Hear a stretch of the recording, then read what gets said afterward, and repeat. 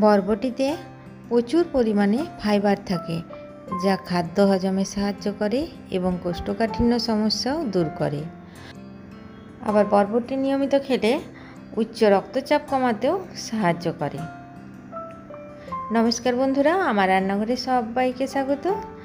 আজ আমি তৈরি করে দেখাবো নিরামিষ বরবটির তরকারি। তো চলুন দেখে নেওয়া যাক আমি কিভাবে নিরামিষ বরবটির তরকারি বানিয়ে নিচ্ছি। এইভাবে একবার নিরামিষ বরবটির তরকারি বানিয়ে দেখুন, ভাত, রুটি, পরোটা সব কিছুর সাথে খেতে দুর্দান্ত লাগবে। কড়াইয়ে সর্ষের তেল দিয়ে দিলাম 3 চামচ।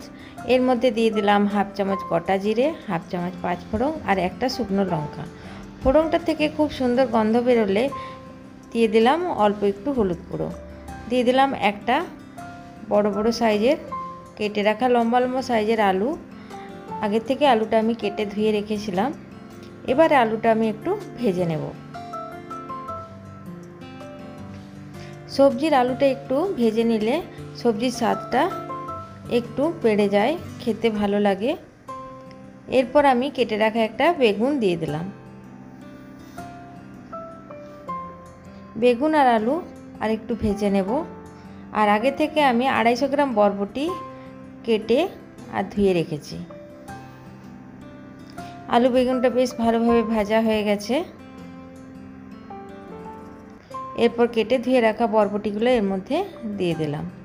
খুব সামান্য মশলায় এই তরকারি রান্না হয়, আর এই নিরামিষ দিনে এই তরকারির স্বাদটাও বেশ ভালো হয় খেতে। আর বরবটিতে অনেক উপকারিতা আছে। তো এবার বরবটিগুলো আলু বেগুনের সাথে খুব ভালোভাবে ভেজে নেব। আবার বরবটি ডায়াবেটিস রোগীদের জন্য খুব উপকারী। বরবটিতে থাকা ফাইবার এবং অন্যান্য পুষ্টি উপাদান ডায়াবেটিস রোগীদের জন্য ভালো কাজ করে। এবার দিয়ে দিলাম পরিমাণ মতো নুন, পরিমাণ মতো হলুদ গুঁড়ো, দিয়ে দিলাম 1.5 চামচ জিরে গুঁড়ো। যেহেতু আমার চামচটা ছোটো, এটা পরিমাণে 1 চামচই হবে। আর দিয়ে দিলাম অল্প একটু লঙ্কার গুঁড়ো। এবার মশলাটা বরবটির সাথে খুব ভালোভাবে ভেজে নেব। এখানে আমি গুঁড়ো মশলার ব্যবহার করেছি, আপনারা চাইলে একটু আদা আর জিরে কাঁচা লঙ্কা বেটেও দিতে পারেন। দিয়ে দিলাম একটু গ্রেট করা আদা। এবার মশলা খুব ভালোভাবে বরবটির সাথে কষিয়ে ঢাকা দিয়ে দেবো। এই সবজিতে জলের কোনো ব্যবহার করব না, কম আঁচে ঢাকা দিয়ে এই সবজি রান্না হয়ে যাবে।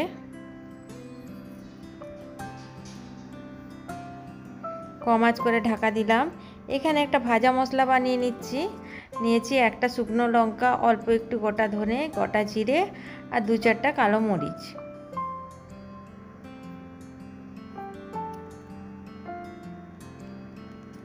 মশলাটা ঠান্ডা হলে গুঁড়ো করে নেব। আর এই দিকে আমার কম আঁচে বরবটিটা ভালো সেদ্ধ হয়ে গেছে আর কালারটা খুব সুন্দর এসেছে। একটু নাড়াচাড়া করে নেব। গ্যাসের আঁচটা অল্প একটু বাড়িয়ে দেব। এবার দিয়ে দিলাম ওই ভেজে রাখা মশলা গুঁড়ো করে।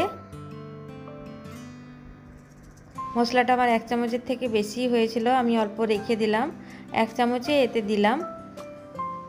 এরপর ভাজা ভাজা করে সবজিটা নামিয়ে দেব। বরবটির তরকারি রেসিপি যদি আপনাদের ভালো লাগে তো আমার চ্যানেলটিকে সাবস্ক্রাইব করার জন্য অনুরোধ রইল। সঙ্গে একটি লাইক করে দেবেন। ভিডিওটি দেখার জন্য আপনাদের সকলকে অসংখ্য ধন্যবাদ।